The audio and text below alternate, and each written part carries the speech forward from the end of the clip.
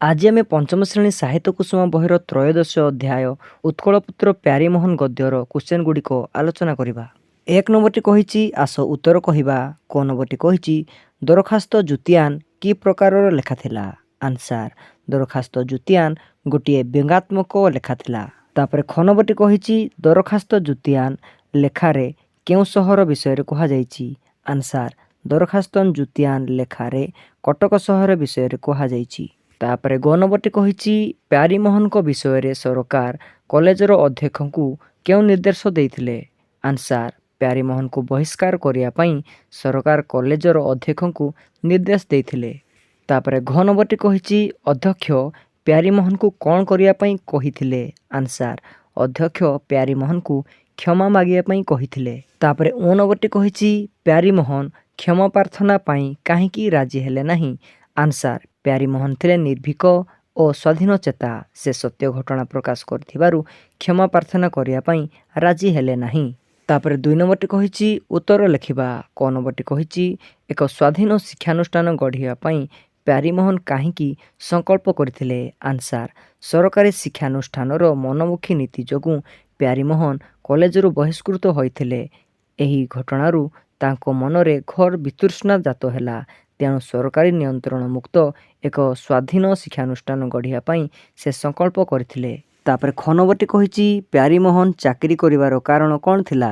ଆନ୍ସାର, ପ୍ୟାରୀମୋହନ ଏକ ସ୍ୱାଧୀନ ଶିକ୍ଷାନୁଷ୍ଠାନ ଗଢ଼ିବାର ସଂକଳ୍ପ ନେଇ 1875 ମସିହାରେ କଟକ ଏକାଡେମୀ ନାମରେ ଏକ ମଧ୍ୟ ଇଂରାଜୀ ବିଦ୍ୟାଳୟ ସ୍ଥାପନ କଲେ। ପରେ 1879 ମସିହାରେ ଏହା ଉଚ୍ଚ ଇଂରାଜୀ ବିଦ୍ୟାଳୟରେ ପରିଣତ ହେଲା। ପ୍ରଥମେ ପ୍ୟାରୀମୋହନ ନିଜେ ଏହି ବିଦ୍ୟାଳୟରେ ଶିକ୍ଷକତା କରୁଥିଲେ, କିନ୍ତୁ ବିଦ୍ୟାଳୟର ଆର୍ଥିକ ଅବସ୍ଥାକୁ ସୁଧାରିବା ପାଇଁ ପରବର୍ତ୍ତୀ ସମୟରେ ସେ ଅନ୍ୟତ୍ର ଚାକିରି କଲେ। ତାପରେ ଗ ନମ୍ବରଟି କହିଛି କେଉଁ କେଉଁ କାର୍ଯ୍ୟରେ ପ୍ୟାରୀମୋହନ ନିଜକୁ ଉତ୍ସର୍ଗ କରିଥିଲେ? ଆନ୍ସାର, କ୍ଷଣଜନ୍ମ ପ୍ୟାରୀମୋହନଙ୍କ ଆୟୁ ଥିଲା ମାତ୍ର 30 ବର୍ଷ, କିନ୍ତୁ ଏହି ସମୟ ସୀମାର ଜୀବନ ଥିଲା ସଂଗ୍ରାମ ଓ ସାଧନାର ଜୀବନ। ସେ ଉତ୍କଳର ଭାଷା, ସଂସ୍କୃତି, ଶିକ୍ଷା, ସମାଜ କଲ୍ୟାଣ ଓ ସେବା ନିମନ୍ତେ ନିଜକୁ ଉତ୍ସର୍ଗ କରିଥିଲେ। ତାପରେ ଘ ନମ୍ବରଟି କହିଛି ଉତ୍କଳପୁତ୍ର ପତ୍ରିକାରେ ଓଡ଼ିଶାର କେଉଁ କଥା ପ୍ରକାଶ ପାଉଥିଲା? ଆନ୍ସାର, ଉତ୍କଳପୁତ୍ର ପତ୍ରିକାରେ ଓଡ଼ିଶାର ବିଭିନ୍ନ ସମସ୍ୟା ଓ ଅସୁବିଧା କଥା ପ୍ରକାଶ ପାଉଥିଲା।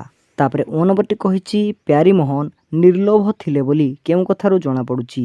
ଆନ୍ସାର, ଇଂରେଜ ସରକାର ପ୍ୟାରୀମୋହନଙ୍କୁ ଡେପୁଟି ମାଜିଷ୍ଟ୍ରେଟ ଭାବେ ନିଯୁକ୍ତି ଦେଇଥିଲେ, କିନ୍ତୁ ସ୍ୱାଧୀନଚେତା ପ୍ୟାରୀମୋହନ ଏହାକୁ ଦୃଢ଼ ଭାବରେ ପ୍ରତ୍ୟାଖ୍ୟାନ କରିଥିଲେ। ସେ ମଧ୍ୟ କହିଥିଲେ ଯେ ସରକାର ଯଦି ତାଙ୍କୁ ବଡ଼ଲାଟ ପଦବୀ ଦିଅନ୍ତି ତେବେ ମଧ୍ୟ ତାହା ଗ୍ରହଣ କରିବେ ନାହିଁ। ଏହି କଥାରୁ ପ୍ୟାରୀମୋହନ ନିର୍ଲୋଭ ଥିଲେ ବୋଲି ଜଣାପଡ଼େ। ତାପରେ 3 ନମ୍ବରଟି କହିଛି ସରଳ ଭାଷାରେ ବୁଝାଇ ଲେଖିବା। କ ନମ୍ବରଟି କହିଛି ଦୃଢ଼ମନା ବ୍ୟକ୍ତି ନିଜ ସିଦ୍ଧାନ୍ତରେ ଅଟଳ ରହି ବହୁ ବାଧାବିଘ୍ନର ସମ୍ମୁଖୀନ ହୋଇଥାନ୍ତି, କିନ୍ତୁ ସେହି ଦୃଢ଼ତା ହିଁ ତାଙ୍କୁ ପରିଶେଷରେ ଅପୂର୍ବ ସାଫଲ୍ୟ ଆଣିଦେଇଥାଏ। ଉତ୍ତରରେ ଆମେ ପ୍ରଥମେ ଲେଖିବା ଦୃଢ଼ମନା ... ଦେଇଥାଏ। ଉକ୍ତ ଗଦ୍ୟାଂଶଟି ସାହିତ୍ୟ କୁସୁମ ପୁସ୍ତକର ଉତ୍କଳପୁତ୍ର ପ୍ୟାରୀମୋହନ ନାମକ ପ୍ରବନ୍ଧରୁ ଆନିତ। ଏହି ପ୍ରସଙ୍ଗରେ ଲେଖକ ଡକ୍ଟର ଭ୍ରମରବର ସାମଲ ଦୃଢ଼ମନା ବ୍ୟକ୍ତିଙ୍କର ସଫଳତା ବିଷୟରେ ବର୍ଣ୍ଣନା କରିଛନ୍ତି। ଉତ୍କଳପୁତ୍ର ପତ୍ରିକାରେ ପ୍ରକାଶିତ ଦରଖାସ୍ତ ଜୁତିଆନ ଲେଖାଟି ପାଇଁ ଫକୀରମୋହନ ତତ୍କାଳୀନ ଜିଲ୍ଲା ମାଜିଷ୍ଟ୍ରେଟ ଏରଭିଙ୍ଗ ସାହେବଙ୍କ ରାଗର ଶିକାର ହେଲେ। ତାଙ୍କୁ କଲେଜରୁ ବହିଷ୍କାର କରିବା ପାଇଁ ସରକାର ଆଦେଶ ଦେଲେ। ଅଧ୍ୟକ୍ଷ ତାଙ୍କୁ କ୍ଷମା ମାଗିବା ପାଇଁ ପରାମର୍ଶ ଦେଲେ, କିନ୍ତୁ ସ୍ୱାଧୀନଚେତା, ନିର୍ଭୀକ ଓ ଦୃଢ଼ମନା ପ୍ୟାରୀମୋହନ ସେଭଳି ନକରି କଲେଜରୁ ବହିଷ୍କୃତ ହୋଇଥିଲେ। ଏଭଳି ଦୃଢ଼ମନା ବ୍ୟକ୍ତିମାନେ ନିଜ ସିଦ୍ଧାନ୍ତରେ ଅଟଳ ରହି ବହୁ ବାଧାବିଘ୍ନର ସମ୍ମୁଖୀନ ହୁଅନ୍ତି, କିନ୍ତୁ ଶେଷରେ ସଫଳତା ପାଇଥାନ୍ତି। ପ୍ରସଙ୍ଗଟି ଶିକ୍ଷାମୂଳକ। ତାପରେ ଖ ନମ୍ବରଟି କହିଛି ସେହି ବ୍ୟକ୍ତି ଜୀବନରେ ସିଦ୍ଧି ଲାଭ କରେ ଯିଏ କର୍ମକୁ ତପସ୍ୟା ଭାବରେ ଗ୍ରହଣ କରି ନେଇଥାଏ। ପ୍ରଥମେ ଆମେ ଲେଖିବା ସେହି ... ନେଇଥାଏ। ଉକ୍ତ ଗଦ୍ୟାଂଶଟି ସାହିତ୍ୟ କୁସୁମ ପୁସ୍ତକର ଉତ୍କଳପୁତ୍ର ପ୍ୟାରୀମୋହନ ନାମକ ପ୍ରବନ୍ଧରୁ ଆନିତ। ଏହି ପ୍ରସଙ୍ଗରେ ଲେଖକ ଡକ୍ଟର ଭ୍ରମରବର ସାମଲ କର୍ମ କରିବାର ମହତ୍ତ୍ୱ ବିଷୟରେ ବର୍ଣ୍ଣନା କରିଛନ୍ତି। ଉତ୍କଳପୁତ୍ର ପ୍ୟାରୀମୋହନ ଥିଲେ ଜଣେ କ୍ଷଣଜନ୍ମା। ତାଙ୍କର ଆୟୁଷ ସୀମା ଥିଲା ମାତ୍ର 30 ବର୍ଷ। ଏହି ସ୍ୱଳ୍ପକାଳ ହେଉଛି ତାଙ୍କର ସଂଗ୍ରାମ ଓ ସାଧନାର ଜୀବନ। ସେ ଜଣେ କର୍ମସିଦ୍ଧ ବ୍ୟକ୍ତି ଥିବାରୁ ତାଙ୍କର ଜୀବନ ଥିଲା ଏକ ତପସ୍ୱୀର ଜୀବନ। କର୍ମକୁ ସେ ତପସ୍ୟା ରୂପରେ ଗ୍ରହଣ କରି ନେଇଥିବାରୁ ପ୍ରତ୍ୟେକ କ୍ଷେତ୍ରରେ ସଫଳତା ଲାଭ କରିଥିଲେ। ଉତ୍କଳ ଶିକ୍ଷା, ସାହିତ୍ୟ, ସଂସ୍କୃତି, ସମାଜ କଲ୍ୟାଣ ଓ ସେବା କ୍ଷେତ୍ରରେ ସେ ନିଜର କର୍ମଦକ୍ଷତାର ପରିଚୟ ଦେଇଥିଲେ। ଯଥାର୍ଥରେ ସେହି ବ୍ୟକ୍ତି ଜୀବନରେ ସିଦ୍ଧି ଲାଭ କରେ ଯିଏ କର୍ମକୁ ତପସ୍ୟା ଭାବରେ ଗ୍ରହଣ କରି ନେଇଥାଏ। ପ୍ରସଙ୍ଗଟି ଶିକ୍ଷାମୂଳକ। ତାପରେ 4 ନମ୍ବରଟି କହିଛି, ତଳେ ଦିଆଯାଇଥିବା ଅନୁଚ୍ଛେଦଟି ପଢ଼ି ଯେତୋଟି ପ୍ରଶ୍ନ ତିଆରି କରାଯାଇପାରିବ କରିବା। ପ୍ରଶ୍ନ ତିଆରି କଲେ ହେବ କ ନମ୍ବରରେ ପ୍ୟାରୀମୋହନ କ'ଣ ସଂକଳ୍ପ କଲେ? ଖ ନମ୍ବର ହେବ ପ୍ୟାରୀମୋହନଙ୍କ ମନରେ କାହିଁକି ବିତୃଷ୍ଣା ଜାତ ହେଲା? ଗ ନମ୍ବର ହେବ ପ୍ୟାରୀମୋହନ କେଉଁ କଥା ଚିନ୍ତା କଲେ? ଘ ନମ୍ବର ହେବ ଉତ୍କଳର ବରପୁତ୍ର ବୋଲି କାହାକୁ କୁହାଯାଇଛି? ଓ ନମ୍ବର ହେବ କଟକ ଏକାଡେମୀ କେବେ ଜନ୍ମ ନେଲା? ଚ ନମ୍ବର ହେବ ପ୍ୟାରୀମୋହନ କାହିଁକି ଅନ୍ୟତ୍ର ଚାକିରି କଲେ?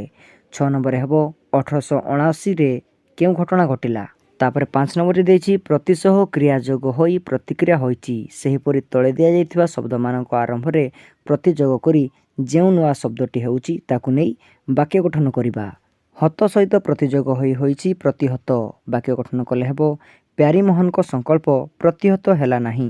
ଶବ୍ଦ ସହିତ ପ୍ରତିଯୋଗ ହୋଇ ହୋଇଛି ପ୍ରତିଶବ୍ଦ। ବାକ୍ୟ ଗଠନ କଲେ ହେବ ପ୍ରତ୍ୟେକ ଶବ୍ଦର ପ୍ରତିଶବ୍ଦ ନାହିଁ। ବାଦ ସହିତ ପ୍ରତିଯୋଗ ହୋଇ ହୋଇଛି ପ୍ରତିବାଦ। ବାକ୍ୟ ଗଠନ କଲେ ହେବ ସବୁ କାମରେ ରାମ ପ୍ରତିବାଦ କରେ। ଦାନ ସହିତ ପ୍ରତିଯୋଗ ହୋଇ ହୋଇଛି ପ୍ରତିଦାନ। ବାକ୍ୟ ଗଠନ କଲେ ହେବ ପ୍ରତିଦାନ ଆଶା କରି ଦାନ କରିବା ଉଚିତ ନୁହେଁ। ପକ୍ଷ ସହିତ ପ୍ରତିଯୋଗ ହୋଇ ହୋଇଛି ପ୍ରତିପକ୍ଷ। ବାକ୍ୟ ଗଠନ କଲେ ହେବ ପ୍ରତିପକ୍ଷର ବଳ ଦେଖି ଶତ୍ରୁ ପଳାଇଗଲେ। ଘାତ ସହିତ ପ୍ରତିଯୋଗ ହୋଇ ହୋଇଛି ପ୍ରତିଘାତ। ବାକ୍ୟ ଗଠନ କଲେ ହେବ ଜୀବନରେ ଘାତ ପ୍ରତିଘାତ ଆସେ। ତାପରେ 6 ନମ୍ବରଟି କହିଛି ଭାଇ ନ ହୋଇ ମଧ୍ୟ ଯିଏ ଭାଇ ଭଳି ଜଣାପଡ଼ନ୍ତି ତାଙ୍କୁ ଭାତୃପ୍ରତିମ କୁହାଯାଏ। ସେହିପରି ତଳେ ଦିଆଯାଇଥିବା ଉକ୍ତି ଗୁଡ଼ିକ ପାଇଁ ଯଥାର୍ଥ ଶବ୍ଦଟି ଲେଖିବା। କ ନମ୍ବରଟି ହେବ ଗୁରୁ ନ ହୋଇ ମଧ୍ୟ ଯିଏ ଗୁରୁଙ୍କ ଭଳି ଜଣାପଡ଼ନ୍ତି ଗୁରୁପ୍ରତିମ। ଖ ନମ୍ବରଟି ହେବ ପିତା ନ ହୋଇ ମଧ୍ୟ ଯିଏ ପିତାଙ୍କ ଭଳି ଜଣାପଡ଼ନ୍ତି ପିତୃପ୍ରତିମ। ଗ ନମ୍ବରଟି ହେବ ସାଧୁ ନ ହୋଇ ମଧ୍ୟ ଯିଏ ସାଧୁ ଭଳି ଜଣାପଡ଼ନ୍ତି ସାଧୁପ୍ରତିମ। ଘ ନମ୍ବରଟି ହେବ ଦେବତା ନ ହୋଇ ମଧ୍ୟ ଯିଏ ଦେବତା ଭଳି ଜଣାପଡ଼ନ୍ତି ଦେବପ୍ରତିମ। ମ ନମ୍ବରଟି ହେବ ଋଷି ନ ହୋଇ ମଧ୍ୟ ଯିଏ ଋଷି ଭଳି ଜଣାପଡ଼ନ୍ତି ଋଷିପ୍ରତିମ। ତାପରେ 7 ନମ୍ବରଟି ଦେଇଛି ମୁକ୍ତିକୁ କାମନା କରୁଥିବା ଲୋକକୁ କୁହାଯାଏ ମୁକ୍ତିକାମୀ। ଏଭଳି ଶାନ୍ତି, ଉନ୍ନତି, କଲ୍ୟାଣ, ସ୍ୱାଧୀନତା କାମନା କରୁଥିବା ବ୍ୟକ୍ତିଙ୍କୁ କ'ଣ କହିବା? ପ୍ରଥମେ ସେହି ଶବ୍ଦ ଗୁଡ଼ିକୁ ଲେଖିବା, ତାପରେ ସେହି ଶବ୍ଦ ଗୁଡ଼ିକୁ ବ୍ୟବହାର କରି ଅଲଗା ଅଲଗା ବାକ୍ୟ ଗଠନ କରିବା। ଶାନ୍ତି ହେବ ଶାନ୍ତିକାମୀ, ଉନ୍ନତି ହେବ ଉନ୍ନତିକାମୀ, କଲ୍ୟାଣ ହେବ କଲ୍ୟାଣୀକାମୀ, ସ୍ୱାଧୀନତା ହେବ ସ୍ୱାଧୀନତାକାମୀ, ପୁଣ୍ୟ ହେବ ପୁଣ୍ୟକାମୀ। ଶାନ୍ତିକାମୀ ବାକ୍ୟ ଗଠନ କଲେ ହେବ ଭାରତୀୟମାନେ ଶାନ୍ତିକାମୀ। ଉନ୍ନତିକାମୀ ବାକ୍ୟ ଗଠନ କଲେ ହେବ ଆମ୍ଭେମାନେ ଉନ୍ନତିକାମୀ ହେବା ଉଚିତ। କଲ୍ୟାଣକାମୀ ବାକ୍ୟ ଗଠନ କଲେ ହେବ ସେ ଜଣେ କଲ୍ୟାଣକାମୀ ଅଟନ୍ତି। ସ୍ୱାଧୀନତାକାମୀ ବାକ୍ୟ ଗଠନ କଲେ ହେବ ଦେଶପ୍ରେମୀମାନେ ସ୍ୱାଧୀନତାକାମୀ ଥିଲେ। ପୁଣ୍ୟକାମୀ ବାକ୍ୟ ଗଠନ କଲେ ହେବ ତୁମେମାନେ ପୁଣ୍ୟକାମୀ ହେବା ଦରକାର। ତାପରେ 8 ନମ୍ବରଟି କହିଛି ଯେଉଁ ଲୋକଙ୍କର ମନ ଦୃଢ଼ ଥାଏ ତାକୁ ଗୋଟିଏ ଶବ୍ଦରେ କୁହାଯାଏ ଦୃଢ଼ ମନା। ସେହିପରି ମନା ଶବ୍ଦକୁ ଶେଷରେ ରଖି ଆଉ କେତୋଟି ଶବ୍ଦ ଲେଖିବା। ଲେଖିଲେ ହେବ ଆନମନା, ଉଦାର ମନା, ଧର୍ମ ମନା, କାର୍ଯ୍ୟ ମନା, ନୀତି ମନା, ସୁଖ ମନା। ତାପରେ 9 ନମ୍ବରଟି ଦେଇଛି ତଳେ ଦିଆଯାଇଥିବା ଶବ୍ଦମାନଙ୍କୁ ନେଇ ବାକ୍ୟ ଗଠନ କରିବା। ନୀତିମୟ ବାକ୍ୟ ଗଠନ କଲେ ହେବ ମହାତ୍ମା ଗାନ୍ଧୀ ନୀତିମୟ ଜୀବନଯାପନ କରୁଥିଲେ। ତାପରେ ଦେଇଛି କୀର୍ତ୍ତିମୟ ବାକ୍ୟ ଗଠନ କଲେ ହେବ ଓଡ଼ିଶା ଗୋଟିଏ କୀର୍ତ୍ତିମୟ ରାଜ୍ୟ। ତାପରେ ଦେଇଛି ଆନନ୍ଦମୟ ବାକ୍ୟ ଗଠନ କଲେ ହେବ ମଧୁସୂଦନ ରାଓ ଜଗତକୁ ଆନନ୍ଦମୟ ଭାବୁଥିଲେ। ତାପରେ ଦେଇଛି ସୌନ୍ଦର୍ଯ୍ୟମୟ ବାକ୍ୟ ଗଠନ କଲେ ହେବ ସମଗ୍ର ବିଶ୍ୱ ସୌନ୍ଦର୍ଯ୍ୟମୟ। ତାପରେ ଦେଇଛି ଦୟାମୟ ବାକ୍ୟ ଗଠନ କଲେ ହେବ ଦୟାମୟଙ୍କର ଅପାର କରୁଣା ମୋତେ ବିପଦରୁ ରକ୍ଷା କଲା। ତାପରେ 10 ନମ୍ବରଟି ଦେଇଛି ତଳ ଲିଖିତ ଶବ୍ଦ ଗୁଡ଼ିକୁ ବ୍ୟବହାର କରି ପ୍ୟାରୀମୋହନଙ୍କ ସମ୍ପର୍କରେ ଅନୁଚ୍ଛେଦଟିଏ ଲେଖିବା। ଅନୁଚ୍ଛେଦଟିଏ ଲେଖିଲେ ହେବ ପ୍ୟାରୀମୋହନ ଥିଲେ ସ୍ୱାଧୀନଚେତା ନିର୍ଭୀକ ଛାତ୍ରଟିଏ। ସରକାରୀ ଶିକ୍ଷାନୁଷ୍ଠାନର ମନମୁଖୀ ନୀତି ଯୋଗୁଁ ସେ କଲେଜରୁ ବହିଷ୍କୃତ ହୋଇଥିଲେ।